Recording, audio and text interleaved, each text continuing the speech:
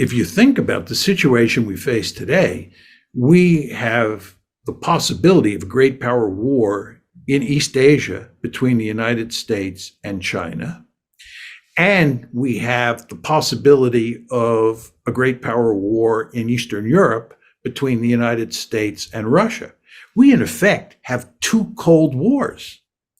And I would argue that in the case of the US-China competition, that Cold War, the one that we now see in East Asia, is more dangerous than the Cold War that existed in Europe during the period from 1947 to 1989.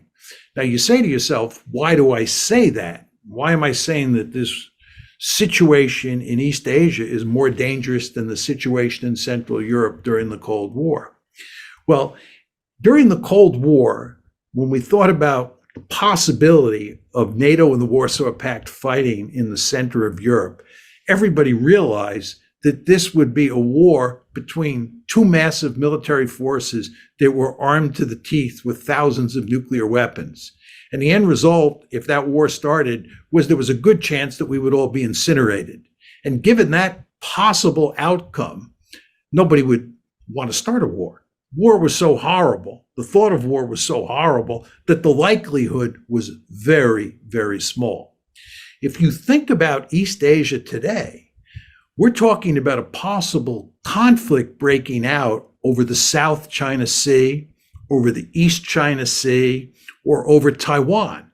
These are wars that in scale would be much smaller than a war would have been in Central Europe during the Cold War.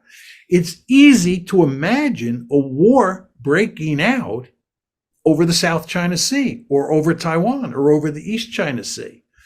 So what I'm saying here is, because the consequences of a US-China war would not be as great as the consequences of a US-Soviet war in Central Europe during the Cold War, the likelihood of war in East Asia today is greater than it was in the Cold War. And I want to be clear here. I'm not saying it is likely that we're going to have a war in East Asia and that we should all get ready for, a war to break out. That's not my point.